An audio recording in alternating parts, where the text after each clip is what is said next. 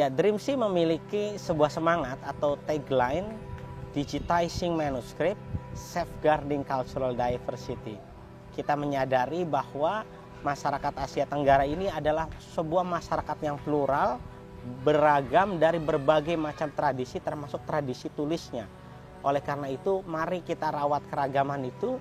Salah satunya adalah dengan cara mendigitalkan manuskrip-manuskrip yang kemudian nanti hasil digitalisasinya itu bisa kita manfaatkan dalam mempromosikan keragaman yang ada di dalam masyarakat Asia Tenggara.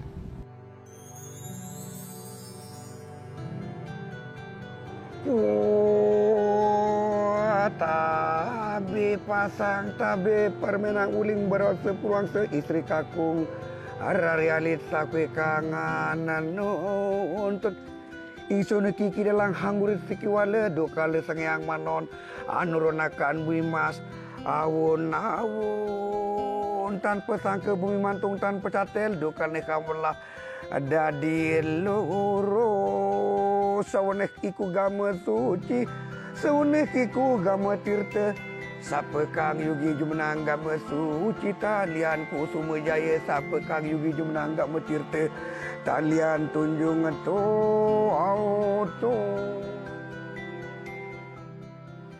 Baik, terima kasih. Jadi pada kesempatan kali ini di Lombok kita mendigitalisasi naskah-naskah yang berbahan daun lontar.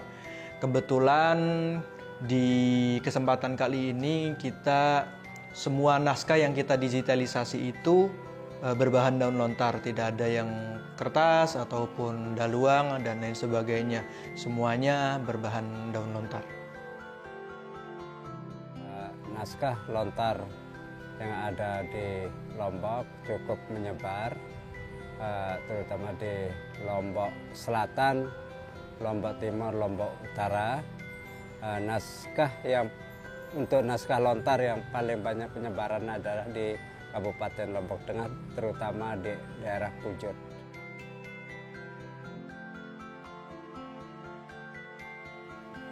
Jadi begini, saya bercerita sedikit bahwa saya memulai membaca sekitar belajar menulis membaca sekitar tahun 93. Jadi saat itu saya termotivasi dengan waktu itu saya kebetulan main ke rumah salah satu kepala sekolah, dan sepengetahuan saya sebelum saya kuliah dulu, beliau tidak pernah bisa membaca lontar. Nah, saat saya main ke rumahnya, di situ saya ketahui beliau bisa membaca lontar.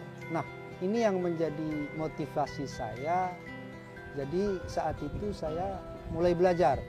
Kebetulan orang tua saya juga di sini, almarhum, beliau pintar membaca juga, pintar nembang, pintar membaca. Nah, di situ saya belajar.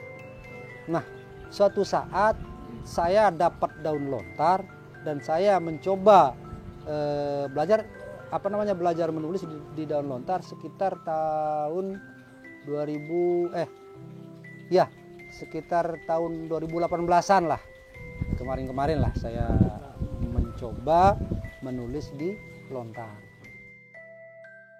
Kalau di Lombok kita mengenal huruf jejawan, yaitu huruf Jawa, kumpulan huruf Jawa, Bali, dan Lombok. Itu yang disebut dengan huruf jejawan. Kita di Lombok memakai 18 aksara yang tidak punya dua aksara, yaitu do dan to.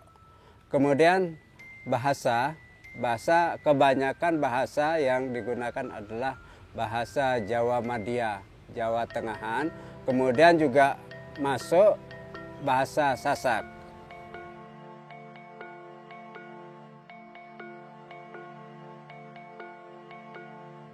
Dari setiap manuskrip ini saya baca, saya tulis, memang isinya adalah tentang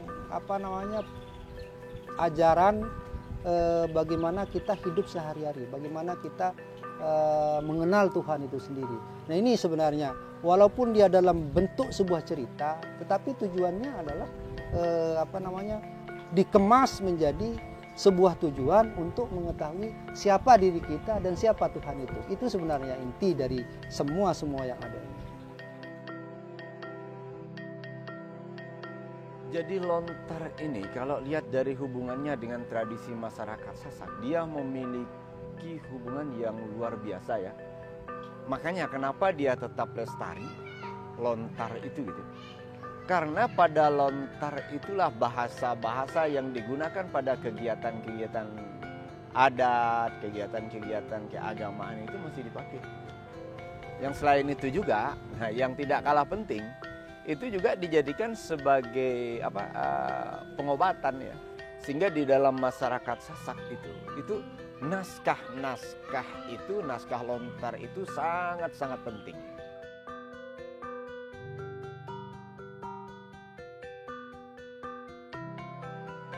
Setiap tulisan-tulisan dalam lontar ini, dia sebenarnya memiliki waktu-waktu tertentu untuk dibaca. Jadi setiap ada kegiatan harus ada khusus jenis lontar tertentu yang harus dibaca di saat itu. Contoh misalnya ketika ada acara pernikahan, maka di situ akan dibaca Rengganis biasanya. Nah, jadi kalau ada selamatan nyunatan atau hitanan misalnya, nah itu dibaca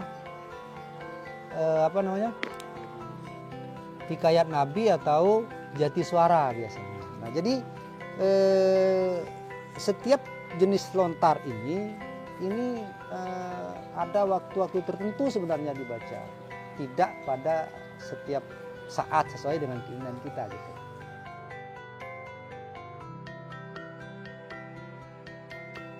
Baik, terima kasih. Kita untuk mendigitalisasi naskah daun lontar ini, kita perlu perlakuan secara khusus karena tentu daun lontar memiliki keunikan tersendiri ya dibanding naskah yang berbahan kertas ataupun yang berbahan daluang.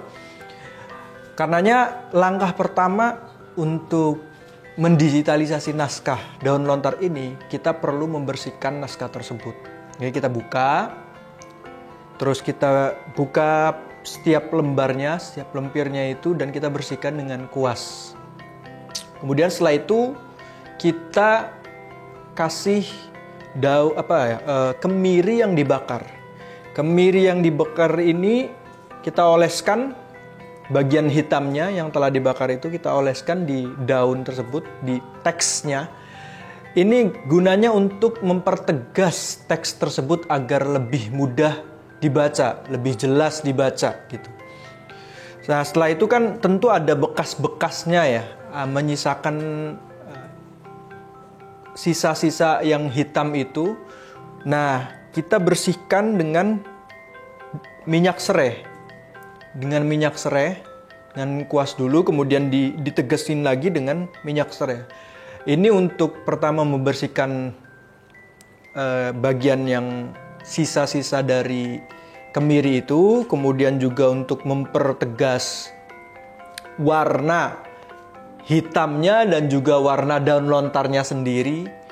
Dan kemudian juga minyak serai ini menjaga dari serangan atau dimakan serangga gitu atau rayap gitu, karena betulnya kertas ataupun daun lontar itu mudah sekali untuk dimakan daun rayap. Nah, agar rayap tidak mendekat atau serangga tidak mendekat, wangi minyak serai itu bisa menjaga dari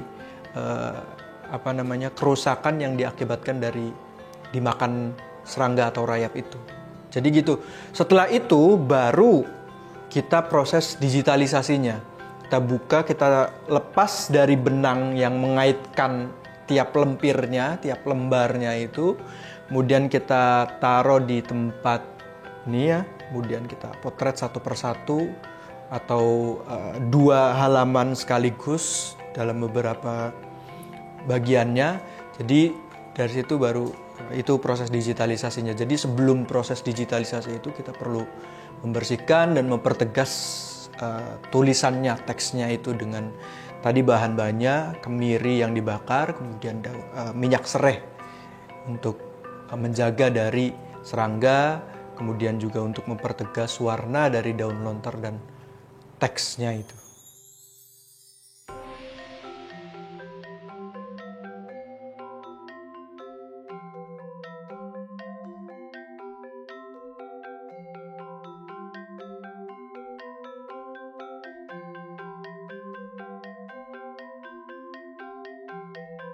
Ya, digitalisasi adalah sebuah upaya untuk melakukan penyelamatan terhadap naskah-naskah kuno yang itu dilakukan dengan cara mengalih mediakan naskah kuno yang dari bentuk konvensional seperti ini atau bentuk-bentuk seperti buku dan bentuk yang lainnya menjadi bentuk alih media digital. Sehingga dengan melakukan proses digitalisasi, kelak kemudian naskah-naskah dalam bentuk fisik seperti ini mungkin di masa yang akan datang hilang, namun karena sudah disalin dalam bentuk digital, maka para pewaris penerus anak cucu kita di masa yang akan datang masih bisa tetap membaca isi di dalam manuskrip ini dalam bentuk versi digital dan memanfaatkannya menjadi berbagai macam kebutuhan seperti kebutuhan akademik dan maupun kebutuhan-kebutuhan yang lainnya. Baik, secara prinsip digitalisasi naskah itu penting karena itu bagian dari konservasi, terutama konservasi isi ya, teksnya bukan fisiknya. Karena satu, ketika terjadi sesuatu pada fisik naskah, teksnya masih bisa terpelihara dan bisa dipelajari dan tentu saja bisa diajarkan dan bisa diselamatkan. Itu yang pertama. Kedua, dengan adanya digitalisasi tentu akses naskah yang tadinya terbatas di fisiknya saja itu akan menjadi lebih luas gitu, sehingga siapapun yang berminat untuk mengkaji isi teks naskah itu akan bisa punya kesempatan untuk melihat dan membaca sekaligus mempelajari. Itu saya kira pentingnya, kenapa digitalisasi itu pentingnya perlu dilakukan menurut saya. Jadi aspek konservasi, lalu kemudian aspek kedua, aspek aksesabilitas terhadap naskah itu ya. Untuk misi yang ketiga di Lombok ini ada 16 naskah yang akan digitalisasi. Pertama karena ini aksara dan bahasa yang berbeda dengan yang saya pahami bagi orang yang bukan asli Sasak, tapi alhamdulillah kita banyak mendapat bantuan dari teman-teman para akademisi dan ahli di Sasak, terutama Pak Lalu Nafsiah ya, itu yang sangat membantu ketika kita mengidentifikasi sehingga kita bisa tahu persis posisi pemotretan ya. Kadang-kadang kalau kita tidak tahu alatnya, tidak tahu aksaranya, bisa saja terbalik ya. Bisa saja yang belakang menjadi depan belakang, atau yang atas menjadi bawah menjadi di atasnya. Dan itu sudah bisa sangat terbantu ya. Itu hanya hal-hal teknis kecil saja. Selebihnya saya kira tidak ada yang cukup berarti kesulitan itu. Saya kira itu aja yang bisa kita lakukan ya untuk menyelamatkan naskah di Lombok ini.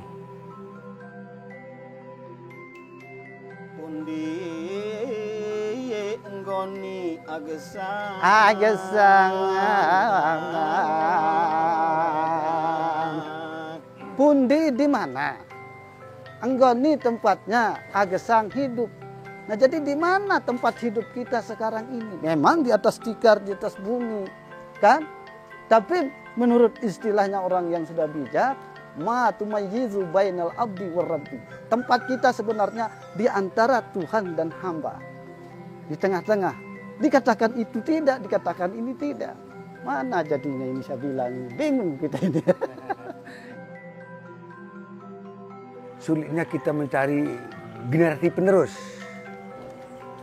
Kita kalah dengan model-model ayat di televisi maupun di HP. Tapi lambat laun lama-lama insya Allah bisa kita mengcover anak-anak ini, terutama yang sekolahnya agak SD atau SMP bisa.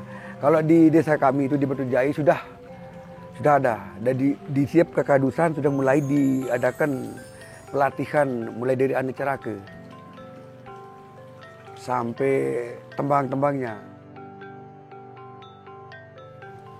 Saya sangat bersyukur sekali dengan adanya kepedulian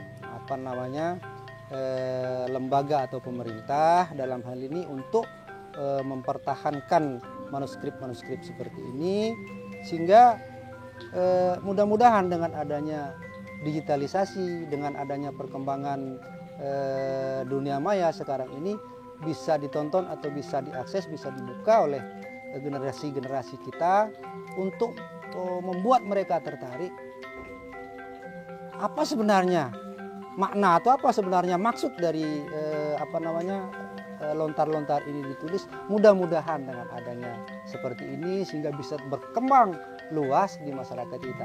Nah, ini yang kami sangat sulit sekali mendapatkan generasi yang mau membaca menulis. Nah, ini yang sangat susah sekarang kita temukan.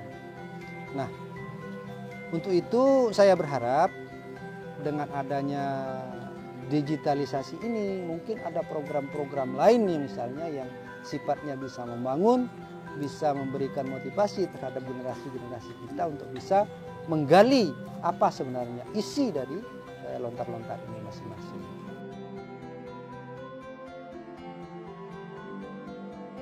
Di sini aran layang samar.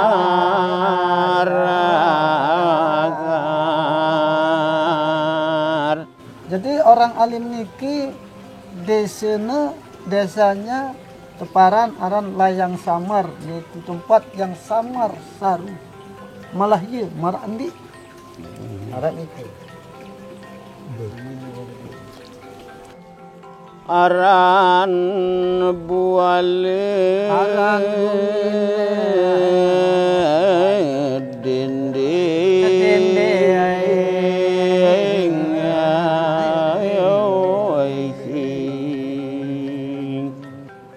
mu aran bumi tak tahu nendot niki. Nama bumi yang tempatnya dia tinggal itu teparan aran bumi wale dinding ini teparan.